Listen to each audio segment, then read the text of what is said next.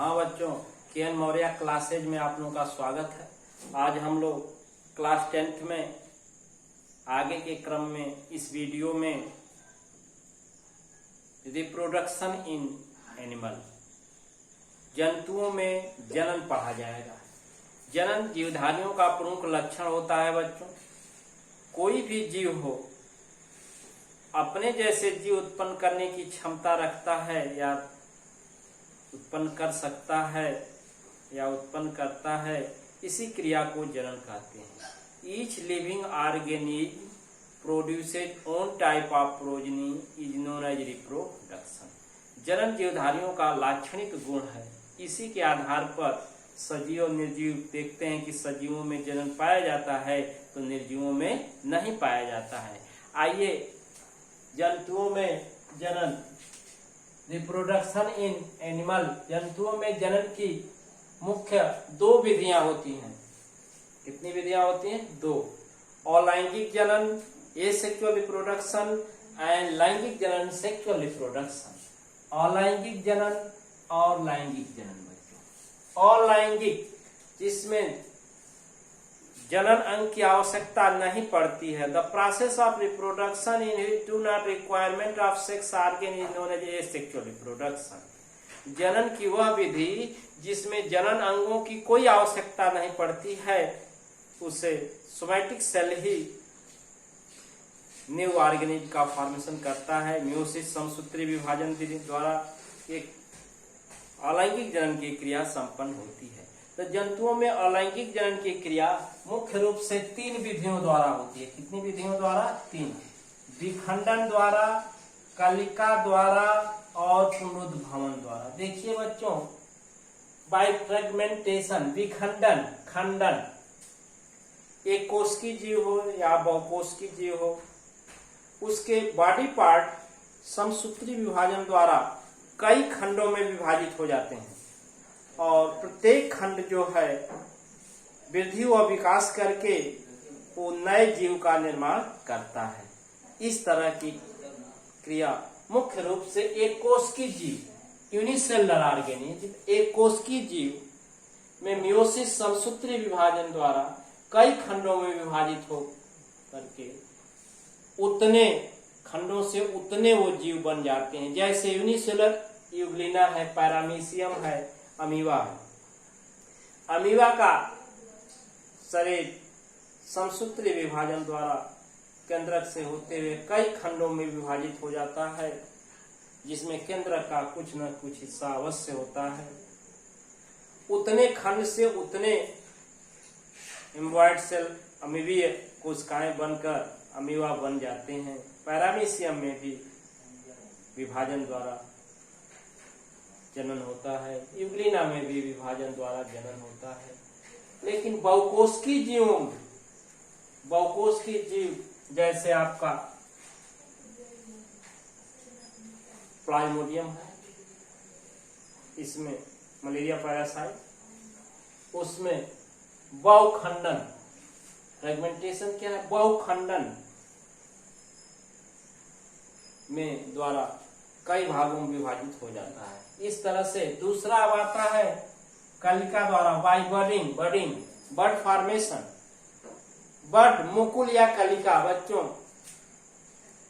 इसको वेजिटेटिव बड, वर्धी कलिका कहते हैं। किसी जंतु के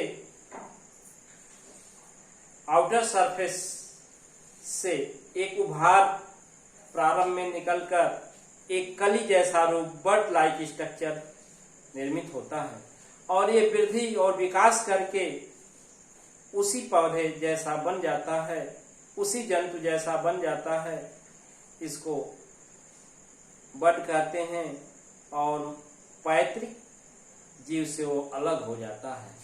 इस तरह से एक पैरेंटल ऑर्गेनिज्म से डॉटर ऑर्गेनिज्म बन गए और वो अलग हो जाती है, बड नया जंतु बन जाता है। इस तरह की क्रिया को बडिंग कहते हैं। जैसे आपके साइकान और हाइड्रा। साइकान कोरिफेरा संघ का एनिमल है, इसमें भी बडिंग द्वारा जनन होता है। और सिलेंटेटा संघ का हाइड्रा ओलियंथस है, हाइड्रा वल्गेरिस है। इसके आधारी भाग से फूड स्टोरेज होने पर एक उभार बनता है जो एक कली बट का निर्माण करते हैं और मात्र जंतु से अलग होकर ये नए हाइड्रा बना लेते हैं। अब बच्चों तीसरा है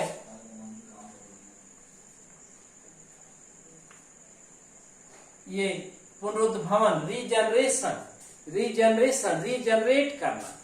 सपोज करिए कि कोई बॉडी सेगमेंट है एनिमल का और उससे न्यू ऑर्गेनिज्म फॉर्म हो जाता है। कोई जीव है जिसका शरीर टुकड़ों टुकड़ों में विभाजित कर दिया जाए और प्रत्येक टुकड़े से न्यू ऑर्गेनिज्म बन जाते हैं, नए जीव बनते हैं। इस तरह की क्रिया को पुनरुद्भवन द्वारा जनन कहते हैं। जैसे आप ईच सेगमेंट ऑफ बॉडी, शरीर के प्रत्येक खंड से ऑर्गेनिक जीव बन जाते हैं। जैसे हाइड्रा है, हाइड्रा के शरीर को हेड, ट्रंक, टेल, हेड 3 टुकड़ों में यदि काट दिया जाता है तो हेड वाला पोर्शन ट्रंक और बेस बना लेता है, जबकि ट्रंक वाला पार्ट बेस और हेड बना लेता है और बेस वाला पार्ट ट्रंक और हेड बना लेता है, टेंटिक्यूल। इस तरह से तीनों खंडों से 3 हाइड्रा निर्मित होते हैं। इसी तरह से प्लेनेरियन वार्म में है, उसको भी विभाजित हो जाने पर उतने प्लेनेरियन वार्म बन जाते हैं। तो मैक्सिमम पावर ऑफ रीजनरेशन, अधिकतम पुनरुद्भवन की क्षमता हाइड्रा में पाई जाती है और सिलेंट्रेटा संघ का ये जीव है, इसमें पुनरुद्भवन द्वारा अलैंगिक जनन संपन्न होता है। इसी तरह देखते हैं बच्चों, छिपकली की पूंछ यदि कट जाती है तो पुनः न्यू पूंछ डेवलप होती है। ये पुनरुद्भवन की क्रिया है। तो ऑर्गन रीजनरेशन है, लेकिन ये एनिमल रिप्रोडक्शन में रीजनरेशन पुनरुद्भवन है। तो सिलेंट्रेट हाइड्रा में मैक्सिमम पावर ऑफ रीजनरेशन, सबसे अधिकतम पुनरुद्भवन की क्षमता पाई जाती है। अब बच्चों जंतुओं में जनन के अंतर्गत हम लोग सेक्सुअल रिप्रोडक्शन, लैंगिक जनन की वह विधि जिसमें जनन अंगों की आवश्यकता होती है। तो मानव में लैंगिक जनन पढ़ा जाएगा, मनुष्य में लैंगिक जनन, सेक्सुअल रिप्रोडक्शन इन मैन। मनुष्य में लैंगिक जनन के लिए बच्चों मनुष्य लैंगिक द्विरूपता प्रदर्शित करता है, सेक्सुअल डायमॉर्फिज्म, अर्थात जनन अंग 2 रूपों में होते हैं, नर और मादा जनन अंग। इस तरह से हम लोग चलते हैं। मेल सेक्स ऑर्गन, नर जनन अंग,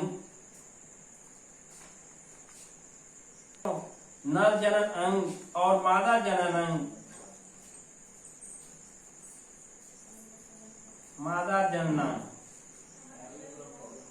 नर जनन अंग को मेल सेक्स ऑर्गन कहते हैं। ये मेल सेक्स ऑर्गन है,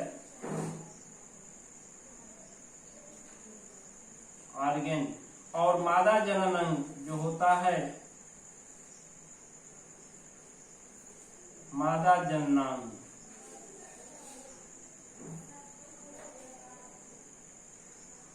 को फीमेल सेक्स ऑर्गन कहते हैं। Female sex organ. तो बच्चों ये लैंगिक द्विरूपता पाई जाती है मनुष्य में, नर जनन अंग और मादा जनन अंग। नर जनन अंग को वृषण कहते हैं। क्या कहते हैं? वृषण। इसको इंग्लिश में टेस्टिस कहते हैं। और मादा जनन अंग को अंडाशय, ओवरी कहते हैं। अब वृषण में अर्धसूत्री विभाजन द्वारा जो है रिडक्शन डिवीजन द्वारा नर युग्मक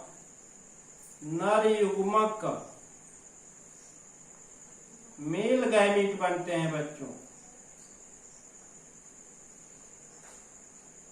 और ये नर युग्मक शुक्राणु, ये नर युग्मक शुक्राणु स्पर्म होते हैं और ये क्या होते हैं, मोटाइल चल होते हैं। क्या होते हैं, चल होते हैं, क्योंकि इसमें प्रचलन अंग टेल पूंछ पाई जाती है। इसी तरह से अंडाशय के अंदर अर्धसूत्री विभाजन रिडक्शन डिवीजन के फलस्वरूप मादा युग्मक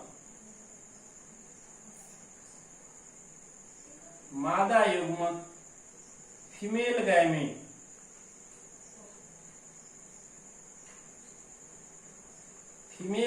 ये मादा युग्मक बनता है बच्चों, और ये मादा युग्मक अंड या एग इसी को कहते हैं, कहलाता है, और ये नॉन मोटाइल होता है।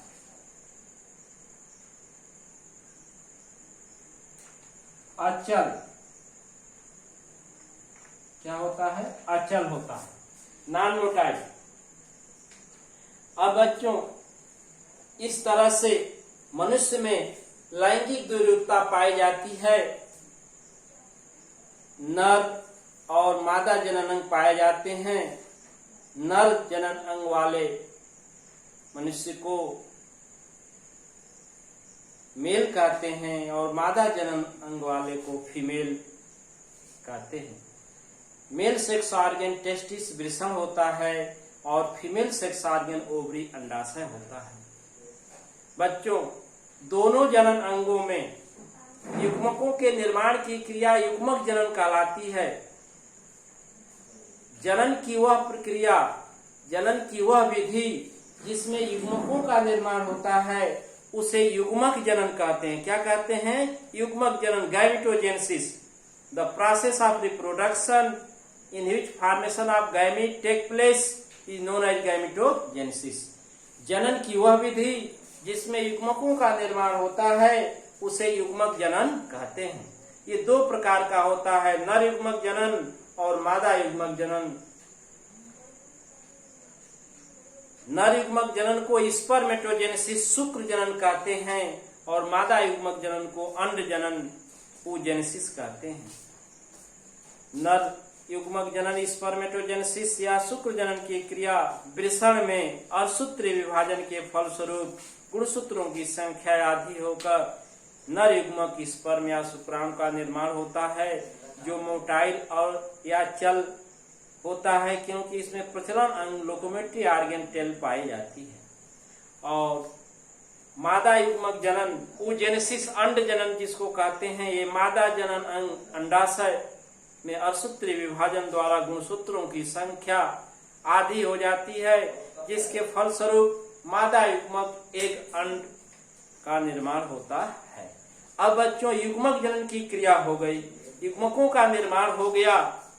अब नर और मादा युग्मकों का संलयन होता है, निषेचन क्रिया संपन्न होती है। निषेचन के पश्चात जाइगोट युग्मनज बनता है। युग्मनज में वृद्धि व विकास होता है तो भ्रूण बनता है। भ्रूण में विकास भ्रूणी विकास कहलाता है। उसमें परिवर्तन होते रहते हैं, उसको एम्ब्रियनिक डेवलपमेंट, भ्रूणी विकास तथा उस परिवर्तन को एम्ब्रियनिक कंडीशंस कहते हैं।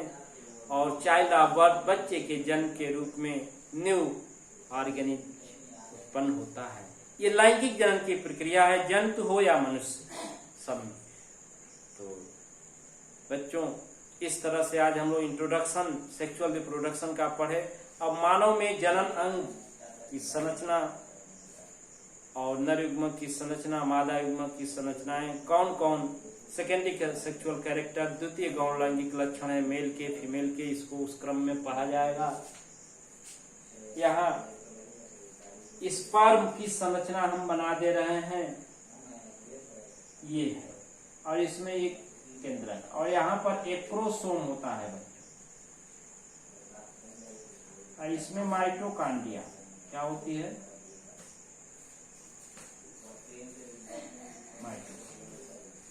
इसका ये हेड है। यही एक्रोसोम जब एग अंड कोशा है, इसमें देखिए तिल नहीं पाई जा रही,